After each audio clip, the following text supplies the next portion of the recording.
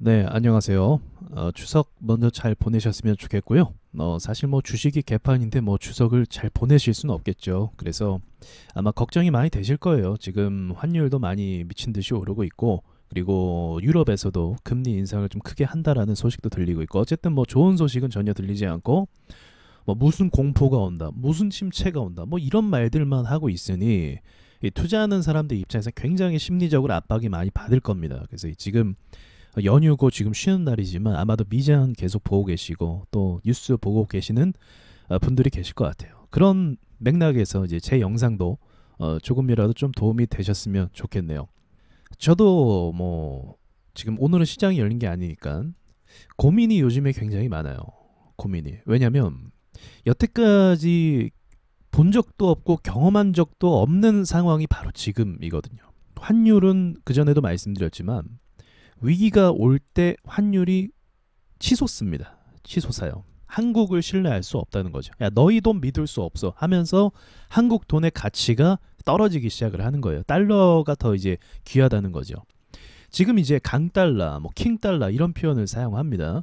강달러가 위기를 통해서 일시적으로 주목받은 적은 있지만 지금처럼 마치 뭐 주식이 대시세 가는 것 마냥 이렇게 된 적은 없다.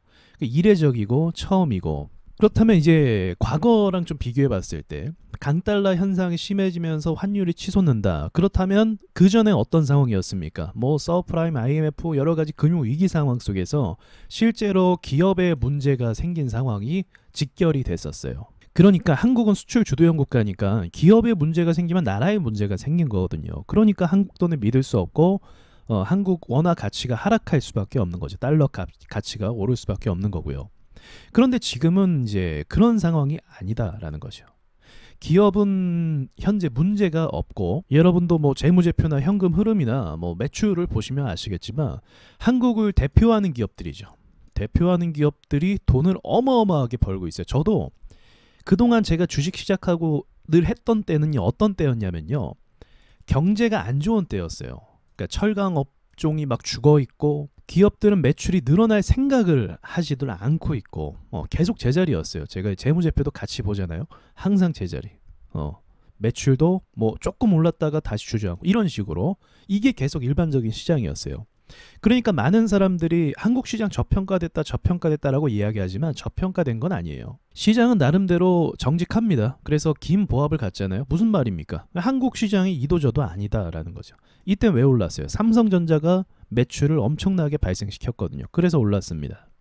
그리고 나서요, 이제 디램 값이 뭐 안정이 되고 잡히면서 매출이 줄어들자 한국 시장 자체도 이제 좋지 않게 흘러간 부분이 있죠. 특별히 이런 구간에는 이제 대외적인 외교적인 문제들이 많이 터졌었어요. 그러니까 한국 시장이 저평가됐다라는 말보다는 한 번도 제대로 된 상승을 한 적이 없다라는 말이 맞아요. 그러니까 이제 세력주로 따지면 그거죠. 세력주를 봤을 때 뭐 매출이 한 10억 정도 분기 이익을 계속 발생을 시켜요. 근데 이 안팎으로 계속 발생을 시켜요. 세력주 특징이 뭡니까? 특징이 이 정도 발생을 시키고 있는데 여기서 재료를 받아가지고 어떻게 돼요? 예, 펌핑 돼갖고 뭐 1,000원짜리가 5,000원 되고 이런 상황이 발생하는 거죠. 매출은 늘어나요? 안 늘어나요. 결국은 매출은 반영을 안 해요. 그냥 재료와 기대감으로 잠깐 치고 빠졌다가 고점에다가 이제 물량 털어 넘기는 그런 패턴이 지금까지의 세력주라고 볼 수가 있었죠. 그러니까 시장이 아무리 보합을 줘도 그렇게 매출을 반영하지 않더라도 기대감과 말장난만으로 이제 세력이 매집을 해서 올리는 것만으로도 주식들은 다 오르고 내리고를 여태까지 반복을 해왔다는 거죠. 그런데 지금은 다르다는 거예요. 정말 달라요. 그러니까 대외적으로는 악재들이 여러 가지 요소들이 잠재되어 있지만 몇 번 많이 말씀드렸듯이 기업들의 실적이 수치적으로요 진짜 늘어나고 있다는 거죠. 저는 이게 인플레 효과라고 보고도 있어요. 무슨 말이냐면 우리 물건값이요 1,000원이었는데 이제 인플레이션에 대해서 1,500원이 됐다고 가정해 볼게요. 그럼 전반적으로 모든 물건값이 이렇게 올라버린 거예요. 그럼 자연스럽게 여기에 맞춰주려면은 경제가 어떻게 돌아가야 되겠습니까? 임금도 올려줘야 되고, 그리고 물건을 판매하는 회사는 이제 원가나 자재값이 올라갔으니까 같이 덩달아 올라가야 되고, 그러니까 이게 무슨 말이냐, 인플레이션이 됐고 사람들의 생활 수준은 그대로인데 물가가 올라서 전체적으로 표면적인 가치가 다 올라갔다는 거죠. 주식도 그럴 가능성이 있다는 거죠. 주식도 매출이라는 게 지금 경제가 너무 좋고 막 발전하고 이렇게 해서 올라간다라기보다 그냥 덩어리 자체가 커져 보이는 효과가 있을 수도 있다는 거예요. 그래서 그로 인한 효과로 이제 겉표면이 그렇게 되니까 주식도 1,000원에 머무를 수 없는 거잖아요. 그렇죠. 주식도 여기에만 머무를 수 없잖아요. 껍데기가 커졌으니까 거기에 맞춰서 표면 단가도 커질 수도 있는 거죠. 그런 가능성도 배제할 수 없습니다. 그런데 최근에 시장이 안 좋아서 물가만 올랐지 주식 가격으로는 반영을 하지 않아요. 선반영이라고 해야 되나? 만약에 반영을 했다라고 하면은 2020년도부터 2021년도 이 사이 여기서 선반영을 했다라고 볼 수 있는 것 같아요. 근데 지금 내림폭이 워낙 심해서 이 선반영했던 거를 거의 복구한 수준입니다. 원 상태로 올라온 수준이에요. 그러니까 표면적인 가치와 기업 매출 대비해서 지금 증시가 2300포인트는 뭐다? 저평가라고 볼 수 있는 거예요. 그러니까 수치적인 부분만 놓고 이야기를 말씀을 드리는 겁니다. 그러니까 그래서 이런 복합적인 것들이 다 엮여 있는 상태라서 어느 때보다 고민이 좀 많은 상황이죠. 그리고 뉴스도 이렇게 보니까 한 경제 기자 한 분께서 그런 이야기를 하더라고요.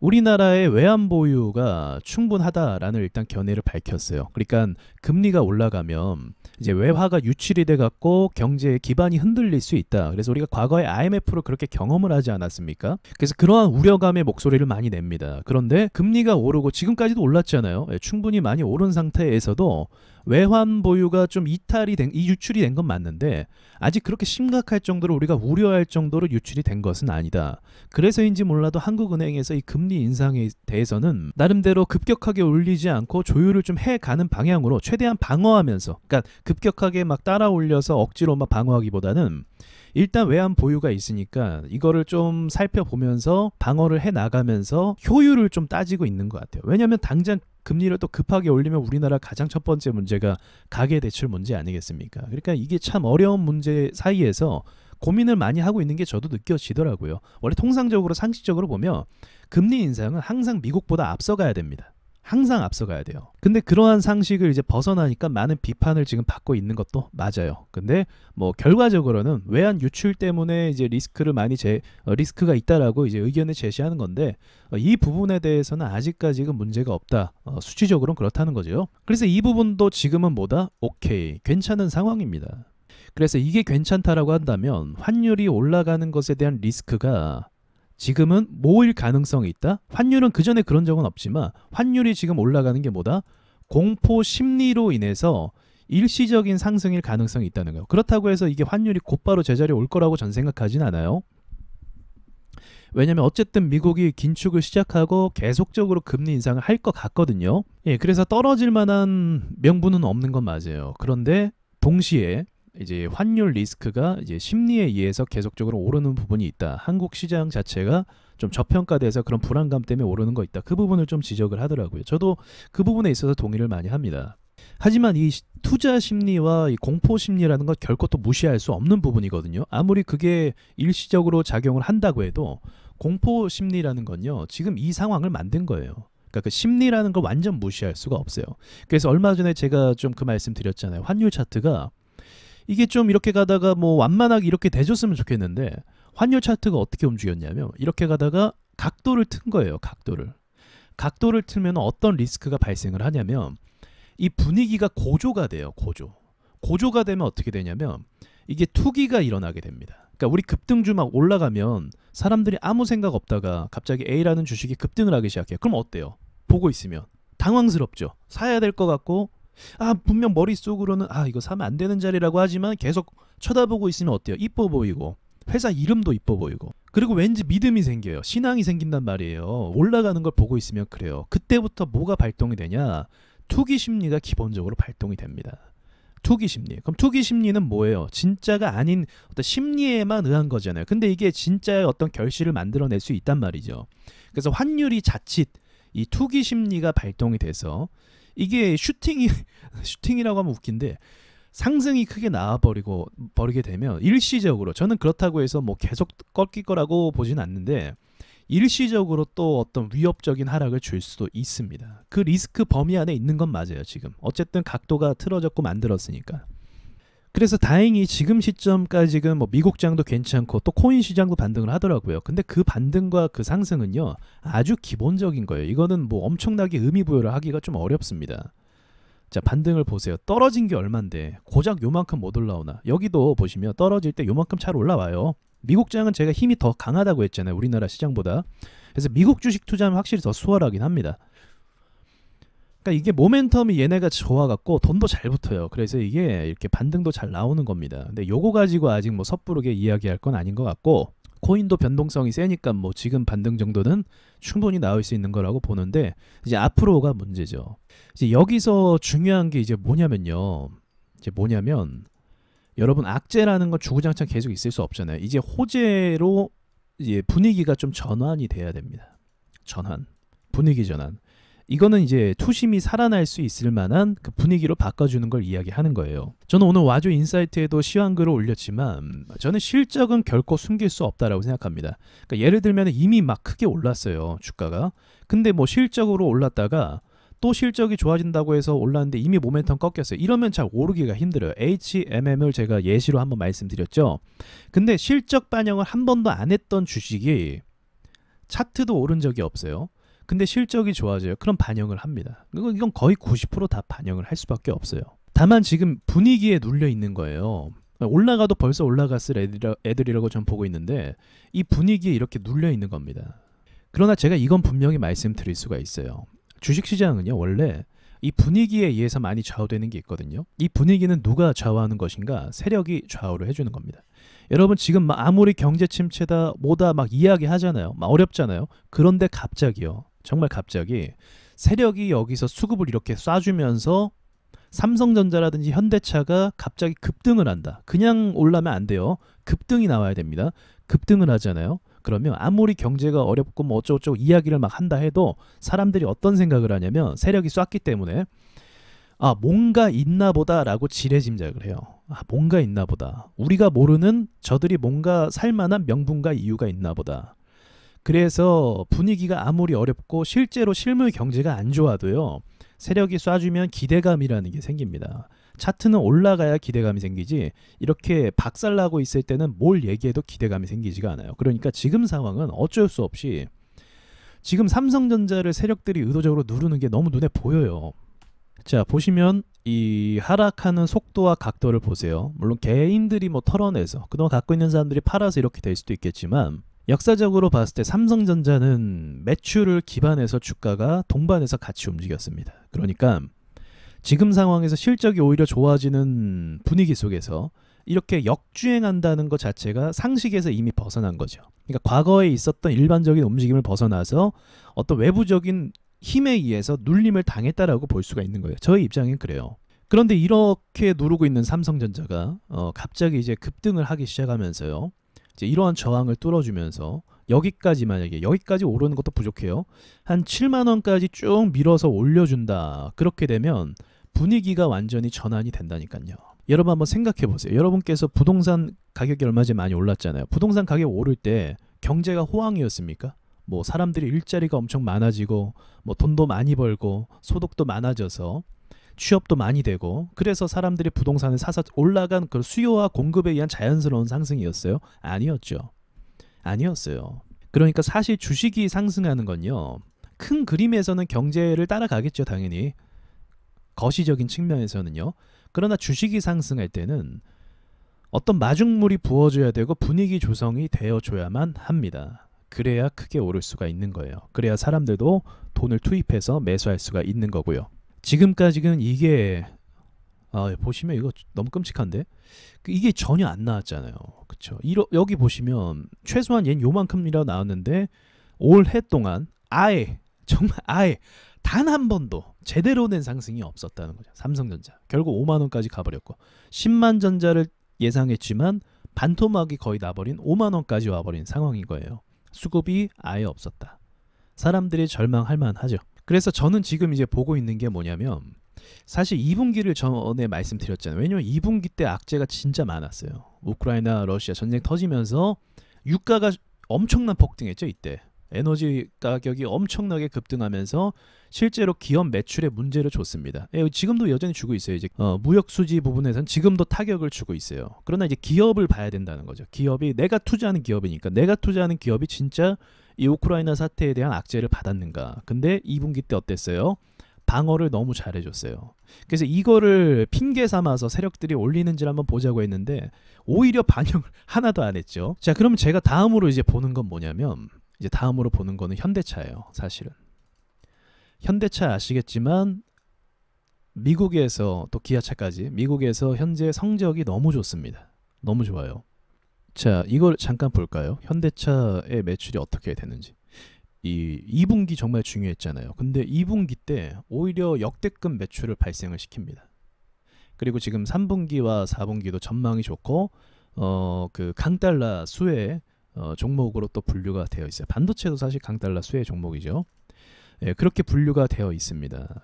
그리고 지금 차트를 봤을 때 최근에 매우 안 좋았을 때 있잖아요. 1월부터 시작해서 이때 폭락 맞았고, 그 다음 또 폭락이 있었는데 이때 방어해줬어요. 방어해줬고, 그 다음에 지금 중요한 매물대거든요. 여기 중요한 매물대까지 도달을 했습니다. 그래서 뭐 이거 사실 지금 좋다 안 좋다 얘기하는 게 아니라 여기가 이제 중요한 매물대에 도달을 했기 때문에, 하지만 이 쉬운 상황이 아닌데 여기서 이걸 뚫어준다, 뭐 22만 5천 원까지 가준다, 그럼 얘기가 완전 달라집니다. 이평선 기준으로 보면요, 정배열에서 이제 역배열, 완전 역배열 만들었다가 보합 주고 다시 올라가는 그림이에요. 역배열을 2번 맞았어요. 역배열 1번, 역배열 2번. 그리고 이제는 더 이상 역배열 나오지 않고 방어해주는 모습을 보여주고 있는 거죠. 그래서 차트를 분석했을 때 얘를 지금 살려가는 게 좀 눈에 보이거든요. 현대차. 그래서 지금 현대차를 저도 꽤 집중을 하고 있습니다. 그리고 얼마 전부터 사실 제가 전기차 이야기도 좀 말씀을 많이 드렸잖아요. 전기차 섹터는 큰 상승이 사실 나왔어요. 굉장히 큰 상승 나왔는데 또 확인해 보니까 매출이 죽지는 않고 있어요. 주요 기업들이. 그리고 아직 매출을 반영 안 한 전기차 섹터도 있긴 있더라고요. 그래서 자동차 업종 자체가 좀 호재를 받아서 움직이는 것을 간다고 하면, 제가 봤을 때는 얘가 이제 분위기 메이커가 될 것 같아요. 분위기 전환을 시켜주는 거죠. 한국 시장에 대한 가능성을 제기해 주는 거죠.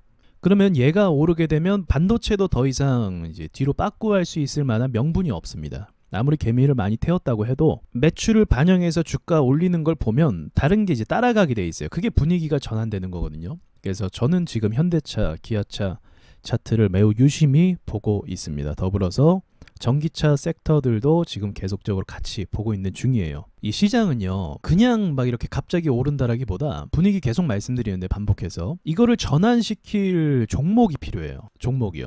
그러니까 세력들이 한 놈을 골라서 제대로 상승을 시켜줍니다. 제대로. 그러면 사람들이 그걸 봤을 때 설득이 되는 거예요. 야, 봐라, 이렇게 오르지 않냐, 이쪽 괜찮다, 이런 식으로 설득이 된다는 거죠. 그리고 마지막으로 마치면서, 이건 나중에 얘기할 부분이긴 한데, 바이오 같은 경우도요, 바이오 섹터, 얘네는 그 뭐 경기 침체고 나발이고 소용없어요. 그냥 얘네는 자기네 마음대로 움직여요. 지금 시장 안 좋아서 같이 밀렸지만 나중에 오를 때는 뭐 경기 상관없이 오르는 섹터가 바로 바이오 섹터입니다. 근데 이건 나중에 자세히 말씀드릴 건데, 지금 미국의 유명 제약회사들 포함해서 우리나라 내노라는 제약회사들 포함해서 같은 재료를 품고 있어요. 같은 섹터와 같은 주제를 가지고 있다는 거죠. 그래서 저도 미국 주식 바이오 섹터를 봤는데, 바이오 섹터가 대시세가 아직 안 나왔더라고요. 나올만한데, 충분히 나올만한데 안 나온 종목들이 눈에 보이더라고요. 그래서 항상 그래요. 제 논리는 대시세가 안 나오면 앞으로 나온다는 겁니다. 근데 대시세가 나왔으면 앞으로는 나오기 어렵다는 거죠. 향후 몇 년 동안은 위험하다는 거죠. 그래서 그런 논리로 봤을 때 가능성이 좀 열려있는 부분이 있지 않나, 그렇게 또 짐작을 하고 있어요. 그래서 힘든 상황을 지금 보내고 있지만, 그렇다고 해서 우리가 완전히 지금 시장에 매력이 없는 건 아니다. 이제 그 말씀을 제가 드리고 싶은 거죠. 시장의 매력이 충분히 아직까지는 있다. 그리고 조금 더 긍정적인 말씀 드리자고 하면, 코스피 기업은요, 실적을 반영하면 그 소형주들, 급등주들, 얘네는 어차피 분기 실적이 안 늘어나니까 한 6개월 지나면 그냥 뽀록이 나요. 아, 재료가 꼭 장난친 거구나 하면서 뽀록이 나요. 그래서 그 분기 실적 나오기 전에 잽싸게 튀는 게 이제 코스닥 소형주들의 특징이에요. 상승 특징.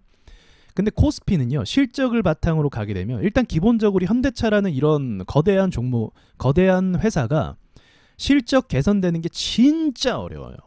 진짜 어려워요. 이건 거의 불가능해요. 실적을 얘네가, 왜냐면 경쟁이 그만큼 치열하고 그만큼 거대해졌기 때문에 이 거대해진 몸집을 더 키운다라는 거는 정말 어려운 일입니다. 이거 진짜 어려운 일이에요.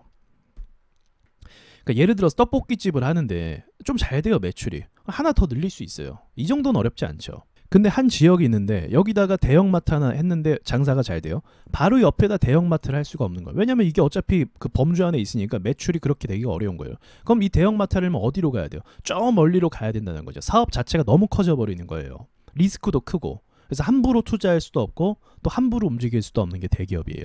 그런데 이런 대기업이 지금 수혜를 받아서 매출을 이렇게 늘렸다? 그렇다면 이 우량주 같은 기업들은요, 이게 보통 호재가 아니기 때문에 상승 모멘텀을 단기간에 끝내지 않아요. 최소 1년에서 3년, 길면 3년까지 갑니다. 그러니까 저는 바라는 게 코스피 종목들의 이런 상승, 또 원자재 가격이 오르고 뭐 여러 가지 뭐 요인들 때문에 이제 매출 폭이 커진 것에 대해서 계속적으로 앞으로 반영한다고 하면은 시장이 꽤 오랫동안 좋아질 가능성도 있겠다. 아까 원론적인 이야기로 다시 돌아오자고 하면 코스피 시장은 저평가됐던 게 아니고요.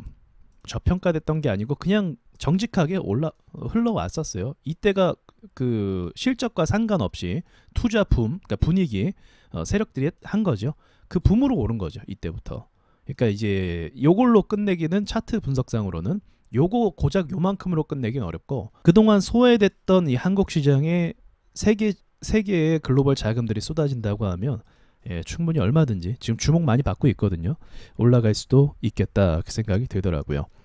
우리나라 증시가요, 여러분, 진짜 아무것도 아닌 게 뭐냐면 전 세계의 이 증시 그 투자 금액이요, 절반이 미국이 들어가 있고요.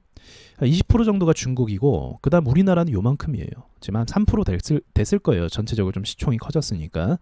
한 3% 정도. 그 중에 3%에서도 삼성전자 비중이 압도적이고, 뭐 그 하이닉스나 이런 회사들의 비중이 압도적이고, 나머지 회사들은 진짜 그냥 먼지 같은 거죠. 우리가 봤을 때 엄청난 건데 이 글로벌 시장에서는 정말 아무것도 아닌 회사들입니다. 그러니까 이런 조그만한 시장 규모에 돈들이 최소한 미국에 있는 돈이 1%라도 쏟아진다고 하면요, 이 시장이 엄청나게 떠들썩할 수 있는 거죠. 근데 지난 10년 동안 이런 적이 없었기 때문에 세력들이 뭔가 해먹기 위해서는 충분히 가능성도 있다라고 좀 말씀드리고 싶네요. 말이 좀 길어졌는데 아무래도 시장이 좀 힘들기도 하고 여러분께서 좀 고민도 많이 되실 것 같은데 조금이라도 뭔가 도움이 될 만한 좀 소스를 드리고 싶네요. 여기까지 말씀드리고 마치겠습니다.